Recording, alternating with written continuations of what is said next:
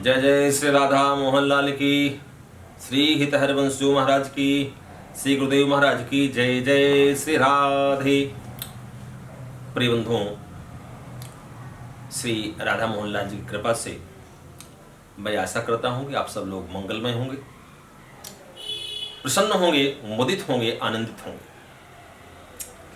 आइए आने वाली एक बहुत बढ़िया पर्व आ रहा है जिसे बसंत पंचमी कहते हैं।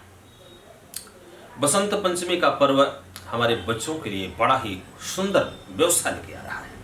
जो विद्यार्थी हैं, चाहे छोटा बच्चा हो चाहे बड़ा बच्चा हो, बसंत पंचमी के पावन पर्व हमारे 5 तारीख को आ रहा है और उसमें गुप्त नवरात्रि भी प्रारंभ हो जा रहा है।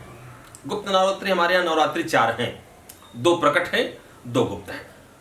तो 4 तारीख से 4 फरवरी से आप हमारे यहाँ गुप्त नवरात्रि प्रारंभ हो जाएगी। 4 तारीख को इसके लिए बता रहे हैं, 5 तारीख को है बसंत पंचमी। इस बसंत पंचमी में क्या ऐसा करें हम जिससे हमारे बच्चों की बौद्धिक बुल क्षमता बढ़ जाए। जो बच्चे बार बार रट रहे हैं, पढ़ रहे हैं, याद नहीं हो रहा है, उसके लिए हमारे शास्त्रों ने बहुत अच्छा उपचार दिया है।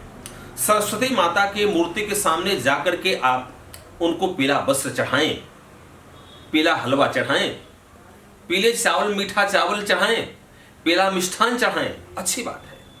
देवालय में जाएं, लेकिन बच्चों के लिए हमारे शास्त्रों ने कहा है जैसे सरस्वती माता को छोटे रूप में लेना हो तो कैसे लेंगे आप किसी देवता को।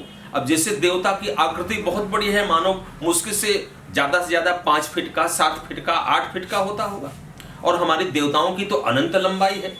ऐसे देवता को छोटे रूप में कैसे किया जाए?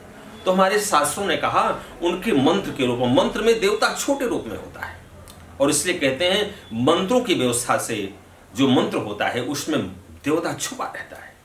वह मंत्रों की बार बार पुनरावृत्ति की जाए, बार बार स्मरण किया जाए, बार बार श्रवण किया जाए, बोला जाए, तो फिर कहते हैं जिसका जो चिंतन करता है वह उसके चित्त में आके छुप जाता है।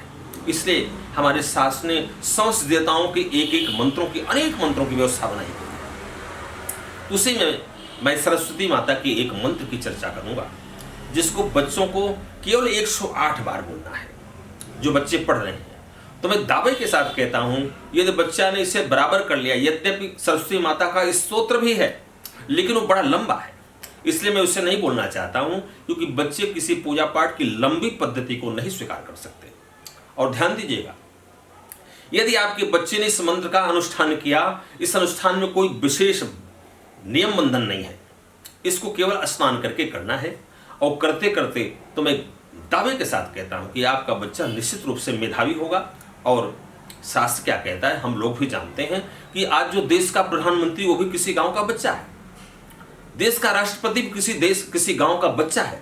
इसलिए हमारे ही समाज के जो बच्चे हैं, पता नहीं कौन राष्ट्र उन्नति के लिए लगेगा, राजनीति में जाएगा, धर्म नीति में जाएगा, अध्यात्म में जाएगा, पता कुछ नहीं है। इसलिए इस मंत्र का प्रयोग करके हमारे बच्चे तीव्र मेधा प्रज्ञा को प्राप्त करें, ये ऐसी बड़ी मंगल कामना है।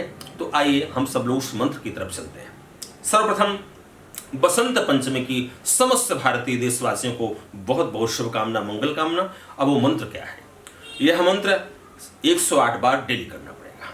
वह मंत्र बड़ा प्यारा मंत्र है, पहले इस मंत्र को आप याद कर लें। सरस्वती महाभागे विद्ये कमललोचने विश्वरूपे विशालाक्षी विद्याम देहि नमो अस्तुते।